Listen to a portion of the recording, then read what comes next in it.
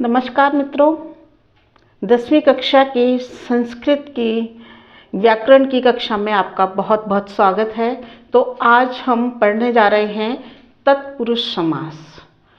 तत्पुरुष समास वह समास होता है जिसमें जो हमने विभक्तियां पढ़ी हैं उन विभक्तियों का लोप होता है। जैसे प्रथमा, द्वितीया, तृतीया, चतुर्थी, पंचमी, षष्ठी, सप्तमी। तो द्वितीया से लेकर के किसी भी विभक्ति का लोप तत्पुरुष समास में हो सकता है। तो देखिए तत्पुरुष समास में की मुख्य विशेषताएं क्या क्या है। तत्पुरुष समास तो उत्तर पद प्रधान, इसमें उत्तर पद की प्रधानता होती है। जैसे उत है, ग्राम गते का हिंदी में अर्थ निकलेगा गांव को गया हुआ, गांव को गया हुआ। जैसे इसका अर्थ यहाँ पे दिया हुआ है। तो इसमें प्रथम पद ग्राम है और उत्तर पद गते, गते यानी गया हुआ। कहाँ गया हुआ? गांव को गया हुआ। तो ये इसकी विशेषता बतला रहा है। और तो प्रथम पद है, इसके बाद इसमें विभक्ति लगी हुई है कोई जिसका यहाँ पे लोप हो गया है। तो क्या है? ग्रामम, गांव को, ग्रामम गतः। तो इसमें द्वितीय विभक्ति का लोप हुआ है। इन्हीं विभक्तियों के आधार पर तत्पुरुष समास के कई भेद हैं। तो उसे हम आगे अगले वाले सेशन में, हो सकता है इसी सेशन में देख लें। शरणागत है, शरण आया हुआ यानी शरण में आया हुआ। तो शरणागत, आगत, तो पहले यहाँ पर एक संधि हुई है, दीर्घ संधि हुई है। आगत यानी आया हुआ। अब किसमें आया हुआ? शरणम, शरण को आया हुआ। तो शरणम आगते, शरण में आया हुआ भी कर सकते हैं, परंतु इसका विच्छेद इस तरह से है शरणम आगते, यानी शरण को प्राप्त हुआ, शरण को आया। अब हम चौथा उदाहरण देखते हैं। देशभक्त, तो देशभक्त का हिंदी अर्थ क्या हुआ? देश का भक्त। तो देश का भक्त, काकी के रारी रे के लिए षष्ठी विभक्ति लगती है। तो इसका विग्रह किस तरह होगा? देशस्य भक्त है, देशस्य भक्त है। मेरा सोचना है कि आप लोगों ने कारक अच्छी तरह से समझे हुए हैं। अगर नहीं समझे हैं तो एक बार हम रिवाइज कर लेते हैं। कर्ता ने कर्म को करण से संप्रदान के लिए अपादान अलग होने के अर्थ में संबंध का की के, तो इस संबंध को बता रहा है जो कि षष्ठी विभक्ति होती है। सिंह भीत, सिंह से डरा हुआ, सिंह भीत है, सिंह से डरा हुआ। तो इसका सिंह से डरने के अर्थ में पंचमी विभक्ति लगती है, यानी अपादान कारक होता है।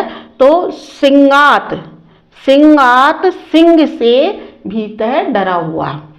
आगे देखिए, भया आपन्न, तो ये इसके पहले संधि देख लेते हैं। भय आपन्न यानी भय से दुखी, भय से व्याकुल। तो अब भयात, चूंकि डरने के अर्थ में, तो भय से आपन्न दुखी, तो इस अर्थ में भी पंचमी विभक्ति लगेगी। भयात आपन्न, भय से दुखी। हरि त्रात है, हरि त्रात यानी हरि के द्वारा बचाया हुआ। तो हम जरा एक बार कारक देखें। कर्ता ने कर्म को करण से के द्वारा, दो इसके चिन्ह है, से और के, करण के द्वारा, तो तृतीय विभक्ति लगी। कर्ता ने प्रथमा, कर्म को द्वितीया और करण से तृतीय विभक्ति लगी। तो तृतीय विभक्ति का हम यहाँ पे रूप बना लेंगे। हरिणा बनता है हरि त्रात, हरि के द्वारा बचाया गया। हरिणा त्रात है। प्रेम पूरित है, प्रेम से भरा हुआ। तो से सार्धम साकम, इसमें भी तृतीय विभक्ति लगती है। प्रेमणा पूरित, प्रेम से भरा हुआ। तो से भरा हुआ है तो तृतीय विभक्ति का योग होगा। प्रेमणा पूरित है, प्रेमणा पूरित है, प्रेम से भरा हुआ। तो आगे हम देखते हैं, इसी सेशन में देख लेते हैं कि विभक्तियों के आधार पर और भी उदाहरण क्या क्या हो सकते हैं। अब हम तत्पुरुष समास के भेद भी समझ लेते हैं। तत्पुरुष समास को दो भागों में डिवाइड किया गया है, समानाधिकरण और व्यधिकरण। समानाधिकरण तत्पुरुष उसे कहा गया है जहाँ दोनों पद प्रधान होते हैं, और दोनों पद प्रधान होने के कारण उसका एक भेद निकल करके आता है जिसे कर्मधारय के नाम से जाना जाता है। इसे हम इसके बाद में लेंगे। दूसरा है व्यधिकरण समास। व्यधिकरण तत्पुरुष का दूसरा भेद है, प्रथम पद की विभक्ति के नाम से जाना जाता है। जो अभी हम समास समझ रहे थे उसमें जो प्रथम पद में जो विभक्ति लगती है उस विभक्ति के नाम से उसे जाना जाता है। जैसे और ये द्वितीया, तृतीया, चतुर्थी, पंचमी, षष्ठी और सप्तमी, इन विभक्तियों के आधार पर ये समास बन के आए हैं। हर विभक्ति से एक नया नाम दिया है। जैसे द्वितीया तत्पुरुष, अगर द्वितीय विभक्ति किसी समास के विग्रह में आई है तो द्वितीय तत्पुरुष कह दिया गया है। जैसे समास है कृष्णाश्रित, कृष्णा आश्रित, तो कृष्णम आश्रित, तो दो पद हो गए, कृष्णम आश्रित यानी कृष्ण के आश्रित। अब आगे देखिए, कूप है पतिते, कुएं में गिरा हुआ। हिंदी अर्थ निकला कूप है पतिते, कुएं में गिरा हुआ। तो इसका विग्रह किस तरह होगा, कूपम पतित है, कूप को गिरा हुआ यानी कूप में गिरा हुआ, कूपम पतित इति कूप पतित। तो ये हमारा समस्त पद है और ये हमारा विग्रह है। तो इस तरह से लिखा जाता है, कूपम पतित इति कूप पतित। अगला है सुख प्राप्त। जिसने सुख प्राप्त कर लिया है उसे सुख प्राप्त बोलेंगे। सहज सुख प्राप्त है, उसे वह सुख प्राप्त है। तो इसका विच्छेद होगा सुखम, द्वितीय विभक्ति आ गई है, सुखम प्राप्त है इति सुख प्राप्त है, तो इसे द्वितीय तत्पुरुष बोलेंगे। इन सबको द्वितीय तत्पुरुष की श्रेणी में डाला है क्योंकि द्वितीय विभक्ति विग्रह करने पर हमें प्राप्त हो रही है। मृत्यु प्राप्त है इति मृत्यु प्राप्त है, मृत्यु को जो प्राप्त हो चुका उसे क्या कहेंगे, मृत्यु प्राप्त है। एक ही शब्द है ये,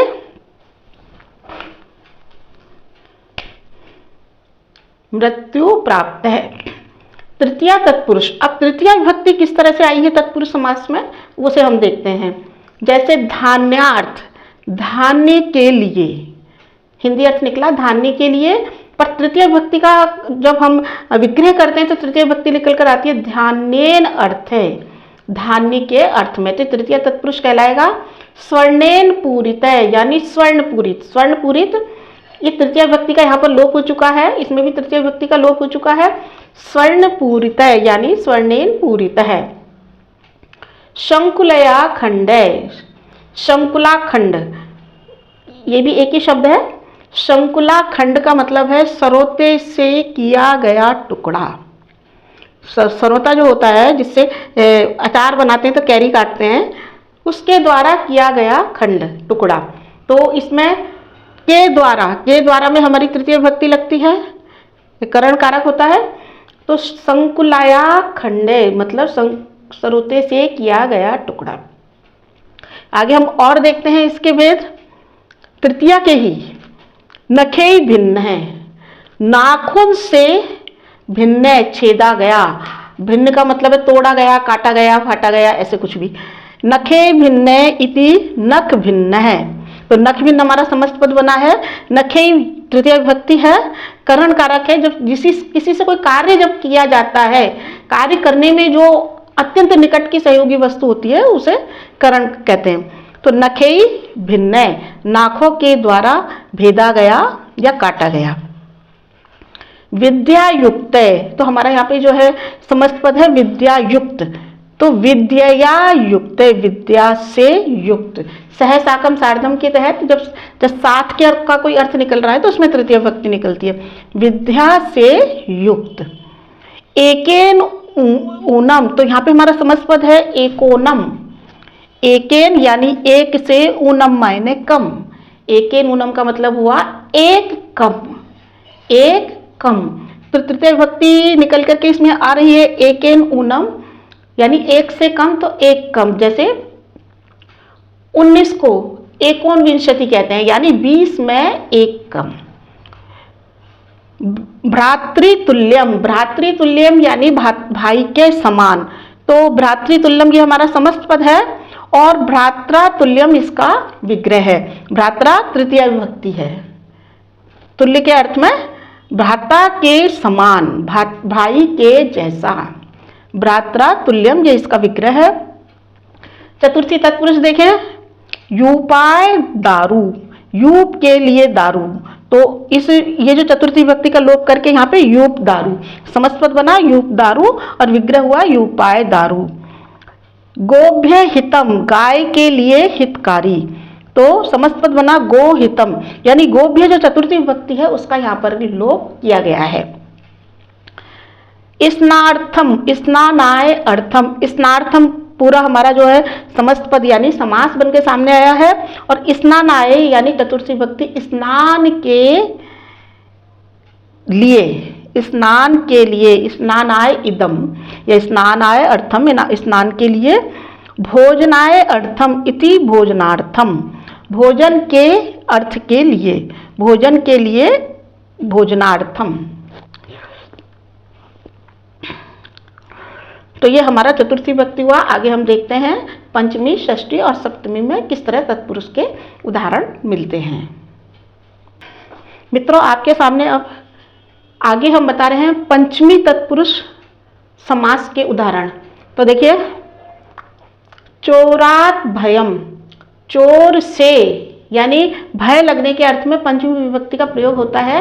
तो चोरात भयम, तो ये जो पंचमी विभक्ति यहाँ पर दिख रही है चोरात, तो इसका यहाँ पर लोप हो गया है चोर भयम। पापात मुक्ते, पापात ये पंचमी विभक्ति है, तो इसमें जो आत तय जो हमको दिखा रहा है इसका यहाँ पर लोप हो गया है पाप मुक्त। ये हमारा समस्त पद बने हैं, इस तरफ जो अंडरलाइन किए हुए हैं ये सारे समस्त पद हैं। प्रासादात पतिते, तो प्रासादात यानी प्रासादात का अर्थ होता है महल से, महल से गिरा हुआ। प्रासादात पतिते, तो कहीं से गिरने के अर्थ में भी पंचमी विभक्ति का प्रयोग होता है। तो यहाँ पर पंचमी विभक्ति का लोप हो गया है प्रासादात पतिते, महल से गिरा हुआ। अश्वात पतिते, अश्व यानी घोड़ा, घोड़े से गिरा हुआ, तो यहाँ पे भी जो पंचमी विभक्ति आई है इसका यहाँ पर लोप हो जाएगा अश्वपतित है, ये घोड़े से गिरा हुआ। तो इस तरह से विभक्तियों का लोप होकर के जो हमारे दो शब्द हैं उनको एक बनाया गया है, ये सामासिक प्रक्रिया है। रोगात मुक्त है, तो किसी चीज से मुक्त हुआ जाए तो उसमें पंचमी विभक्ति का प्रयोग होता है रोगात, तो यहाँ पर पंचमी विभक्ति का लोप हो गया रोग मुक्त है। अब मित्रों, हम देखते हैं कि यह तो नियम है और कभी कभी नियम के अपवाद भी होते हैं। जैसे इसका अपवाद देखिए, स्तोक, स्तोक मायने थोड़ा, अंतिक, अंतिक मायने पास, और दूर, दूर। तो इन शब्दों का जब हम समास बनाएंगे इनके साथ तो उसमें पंचमी विभक्ति का प्रयोग नहीं होगा। जैसे कि हम देख रहे हैं स्तोकात, पंचमी विभक्ति का वर्ड है ये, स्तोकात मुक्ते। तो यहाँ पर हम देख रहे हैं कि यहाँ पर तय का संधि के तहत न बन गया है, स्तोकान मुक्ते यानी थोड़ा सा मुक्त हुआ, थोड़े से मुक्त हुआ। अंतिकात आगत है, अंतिकात यानी पास से, आगत है आया हुआ। तो अंतिकात दागत है, यहाँ पर संधि होकर के तय का दै बन गया है, विभक्ति का लोप नहीं हुआ है क्योंकि अपवाद बता रहे हैं यहाँ पर। दूरात आगते, तो इसमें भी जो है पंचमी विभक्ति है, दूर से आया हुआ, तो दूराद आगते, तो यहाँ पर भी अ आने के कारण तय का दै बन गया है। तो ये जो शब्द बने हैं समास के तहत नहीं बने हैं, बल्कि ये शब्द बने हैं संधि के नियमों के तहत। ठीक है, चलिए अब अपन देखते हैं षष्ठी तत्पुरुष। षष्ठी तत्पुरुष के चिन्ह है का, की, के। कर्ता ने कर्म को करण से संप्रदान के लिए अपादान अलग होने के अर्थ में संबंध का, की, के, तो ये संबंध को बता रहा है। राज्ञ पुरुष है, राजा का पुरुष यानी राजपुरुष। तो ये जो अंडरलाइन की हुई है ना रेड मार्कर से, ये सारे के सारे हमारे सामासिक पद हैं, समास हैं। ईश्वर से भक्त है, ईश्वर का भक्त, ईश्वर है, ईश्वर भक्त है, ये एक ही वर्ड बन गया है। तो ये हमारे सारे विग्रह हैं और वो हमारे सामासिक पद हैं।